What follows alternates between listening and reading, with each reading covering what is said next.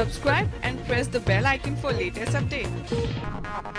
राजस्थान में पारा 40 डिग्री तक पहुंचा। अगले एक सप्ताह में 3 डिग्री सेल्सियस पारा और बढ़ेगा, यानी कि गर्मी शुरू हो चुकी है। हालांकि मध्य प्रदेश समेत देश के कई राज्यों में अभी भी बारिश का दौर और सिलसिला जारी है। देख सकते हैं आप, एमपी के भोपाल में तीसरे दिन भी बिगड़ा मौसम, बारिश के आसार है। आज भी बारिश और आंधी तूफान चलने की चेतावनी जारी की गई है। स्काईमेट वेदर की रिपोर्ट के मुताबिक अगले 24 घंटों के दौरान अरुणाचल प्रदेश और पूर्वी असम में हल्की मध्यम बारिश की संभावना। केरल में भी हल्की बारिश के साथ 12 जगहों पर मध्यम बारिश हो सकती है। बाकी पश्चिमी राजस्थान, जम्मू कश्मीर वगैरह में भी कुछ जगहों पर गर्जना की संभावना जताई गई है। चलिए कोरोना बुलेटिन देख लेते हैं। भारत में पिछले 24 घंटों के दौरान 5,880 नए मामले आए, 14 लोगों की मौत हुई और 2 दिन के लिए सरकार कोरोना की मॉक ड्रिल भी आयोजित करने जा रही है देश भर के सभी अस्पतालों में। केंद्रीय स्वास्थ्य मंत्री मनसुख मांडविया ने हरियाणा के झज्जर एम्स का दौरा भी किया और भारत में कोरोना डराने लगा फिर से। एक्टिव केस की संख्या भी देखिए आप 35,000 के पार पहुंच चुकी है। देखिए अभी भारत में सक्रिय मामले 35,199 चल रहे हैं। और देखिए सरकार ने एक और बड़ा फैसला लिया, कोविन पोर्टल पर भी अब मिलेगा कोवोवैक्स, यानी कोवोवैक्स की जो बूस्टर डोज है वो कोविन पोर्टल से भी आप बुक करा पाएंगे। देश में बढ़ते कोरोना मामलों को देखते हुए देश के स्वास्थ्य मंत्रालय की तरफ से ये सरकार की ओर से बड़ा कदम उठाया गया। और देखिए अलर्ट मोड में आ गई सरकार। सरकार ने सभी देश के राज्य अस्पतालों को जांच बढ़ाने के निर्देश भी दिए हैं। और स्वास्थ्य मंत्री ने भी सलाह दी है कि भारत में आने वाले कुछ दिनों में कोरोना मामले बढ़ने की उम्मीद है, इसीलिए मास्क पहने और भीड़ वाली जगहों पर ना जाएं। मुंबई के सरकारी अस्पतालों में भी मास्क लगाना अनिवार्य कर दिया। बीएमसी ने नई गाइडलाइन जारी कर दी है। झारखंड सरकार ने भी 21,680 कोरोना के बेड तैयार कर लिए हैं अस्पतालों में। झारखंड के स्वास्थ्य मंत्री बन्ना गुप्ता बोले कि लोगों को डरने की जरूरत नहीं है। राजधानी दिल्ली में कोरोना के मामलों में बड़ा उछाल आया। 24 घंटों में 4 लोगों की तो मौत हो गई और 700 नए मरीज सामने आए। अच्छा, तो वहीं हरियाणा में 24 घंटों में 428 नए मामले आए। राजस्थान में भी कोरोना से 3 लोगों की मौत हुई। 24 घंटों में 197 नए मामले आए। उत्तर प्रदेश में कोरोना के कुल एक्टिव केस 1282 पहुंच चुके हैं और 24 घंटों में 176 नए मामले आए। छत्तीसगढ़ में 52 नए मरीज सामने आए। और देखिए छत्तीसगढ़ में तो एक साथ 14 स्टूडेंट्स भी कोरोना पॉजिटिव आ गए। ये सभी मोहला, मानपुर, अंबागढ़, चौकी जिले के 2 अलग अलग छात्रावास में रहते हैं। वहीं देखिए पंजाब में भी 72 नए कोरोना के केस मिले। एक्टिव केस की संख्या 636 पहुंची है ना। तो ये देश में अलग अलग राज्यों में कोरोना का माहौल चल रहा है। और चलिए कुछ एजुकेशनल अपडेट भी आपको बता देता हूँ। देखिए पंजाब में पीएस टेट परीक्षा 30 अप्रैल को दोबारा होगी। एक ही शिफ्ट में होगा एग्जाम। कैंडिडेट्स को अलग से कोई एग्जाम फीस भी नहीं देनी पड़ेगी। पहले गड़बड़ी के कारण ये परीक्षा रद्द हो गई थी, तो इसकी तारीख आ चुकी है। और यूपी बीएड जेईई पर भी खबर आ रही कि 15 मई तक कर सकेंगे आवेदन। प्रवेश परीक्षा 15 जून को होगी। और चलिए एजुकेशन के बाद कुछ और खबरें देख लेते हैं। खेल समाचार पर खबर है, भारतीय क्रिकेट के घरेलू सीजन 2023-24 के शेड्यूल की घोषणा हो चुकी है। दलीप ट्रॉफी 28 जून से मिलना शुरू होगी। अगले साल 5 जनवरी से होगा रणजी ट्रॉफी का आगाज। अच्छा, आईपीएल का जो कल रात का मैच था ना, रोमांचक हुआ। बेंगलुरु लखनऊ मैच पूरन के बाद बडोनी हिट विकेट हुए। सुपर जॉयंट्स को एक बॉल पर 1 रन की जरूरत रह रही थी। बहुत ही इंटरेस्टिंग मोमेंट था मैच के अंत में और आखिरी ओवर में 1 विकेट से जीत गया लखनऊ। पूरन स्टोइनिस की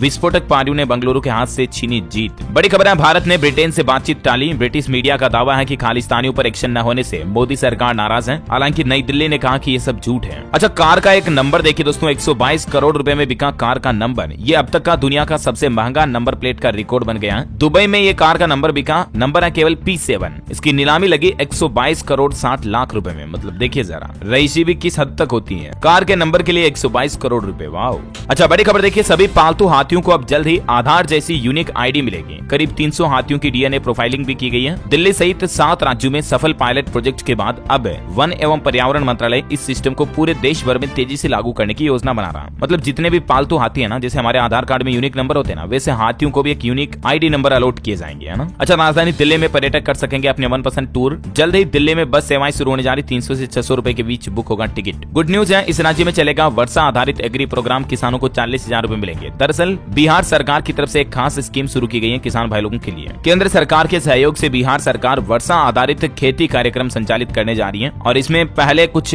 जिले शामिल थे, जिसमें 5 और नए जिले शामिल किए गए। अब राज्य के टोटल 17 जिले इस स्कीम में शामिल हो चुके हैं। और कौन कौन से 17 जिलों में यह कार्यक्रम चलाया जाएगा, जिसकी जानकारी भी आप देख सकते हैं। और इस कार्यक्रम के पहली किस्त के रूप में 75 लाख रुपए की राशि भी जारी कर दी है सरकार ने। ये योजना क्या है, इसमें पशुओं को किस तरह से फायदा मिलता है, किसान भाई लोगों को किस तरह से फायदा होता है, इसकी डिटेल जानकारी अगर आप देखना चाहते हैं तो मैं इसका लिंक नीचे डाल दूंगा, आप चेक कर लीजिएगा। बिहार गवर्नमेंट की ये योजना है ना। और मैं देखिए अगली बड़ी खबर, हरियाणा में भी सरकार ने किसान भाई लोगों के लिए खराब हुई फसलों के लिए मुआवजा राशि की घोषणा कर दी है। 100% खराब फसल के लिए प्रति एकड़ 15,000 रुपए सहायता राशि दी जाएगी। अच्छा, महाराष्ट्र में कल एक बड़ी दुर्घटना हो गई। देखिए आप, बारिश से टिन शेड पर पेड़ गिर गया, जिसमें 7 धार्मिक श्रद्धालुओं की जान चलेगी। ये सभी एक धार्मिक कार्यक्रम में शामिल थे। तकरीबन 30-40 लोग यहाँ बैठे थे। सभी घायल हो गए, 7 लोगों की जान भी चली गई। महाराष्ट्र के अकोला में रविवार शाम को ये बड़ी घटना हुई। अच्छा, उत्तर प्रदेश में निकाय चुनाव पर सरकार ने एक नया फैसला लिया। अब पार्षद केवल 3 लाख रुपए तक खर्च कर पाएंगे चुनाव खर्चे के रूप में। और भी अलग अलग पदों के लिए अलग अलग राशि तय की गई, देख सकते हैं आप। अच्छा, इसके अलावा यूपी निकाय चुनाव में अधिकारियों के तबादले भी नहीं होंगे। रोक लगा दी गई है, क्योंकि अधिसूचना जारी होते ही उत्तर प्रदेश में आचार संहिता भी लागू हो गई है। वही देखिए यूपी गाजियाबाद में 20 अप्रैल के बाद जमा होगा संपत्ति कर, 10% की होगी बढ़ोतरी। निकाय चुनाव से पहले करदाताओं की जेब पर भी बोझ बढ़ने वाला है, क्योंकि इस बार 6 लाख करदाताओं के संपत्ति कर के बिल में 10% बढ़ोतरी कर दी गई है। गाजियाबाद से ये फैसला शुरू हुआ जो पूरे यूपी में लागू होगा। बड़ी खबर है, 12 अप्रैल को सुजालपुर आएंगे मध्य प्रदेश के मुख्यमंत्री शिवराज सिंह चौहान। लाडली बहना सम्मेलन में शामिल होंगे। सीएम की सभा में पहली बार 4 सपेरों की ड्यूटी भी लगेगी, क्योंकि यहाँ पर एरिया ही ऐसा है, खेतों वगैरह का तो सांप नहीं आ जाए इसलिए। वैसे मध्य प्रदेश के मुख्यमंत्री शिवराज सिंह चौहान ने एक और बड़ा ऐलान किया हाल ही में। आंगनबाड़ी कार्यकर्ता आशा उषा को भी मिलेगी लाडली बहना योजना की पात्रता। वह देखिए, हिमाचल प्रदेश के मुख्यमंत्री सुखविंदर सुक्खू का लाहौल स्पीति टूर फाइनल हुआ। 14-15 अप्रैल को ये लाहौर आएंगे। इनके प्रोग्राम का शेड्यूल जारी हो चुका है। हिमाचल दिवस समारोह की अध्यक्षता भी करेंगे सीएम। 2 दिन के लिए ये लाहौल स्पीति का दौरा करेंगे। अच्छा, महाराष्ट्र सरकार ने भी किसानों के लिए 177 करोड़ रुपए आर्थिक मदद देने की घोषणा की है। जो बेमौसम फसल बर्बाद हुई ना, उसके लिए महाराष्ट्र सरकार ने भी जल्द ही मुआवजा देने का अनाउंसमेंट कर दिया। इतनी रकम जारी की गई है। और साथ ही कर्नाटक भाजपा आज मंगलवार को जारी करेगी कैंडिडेट्स की लिस्ट। मुख्यमंत्री बम्बई बोले प्रत्याशियों के चयन में कोई कंफ्यूजन नहीं हुआ। और हाँ दोस्तों, आप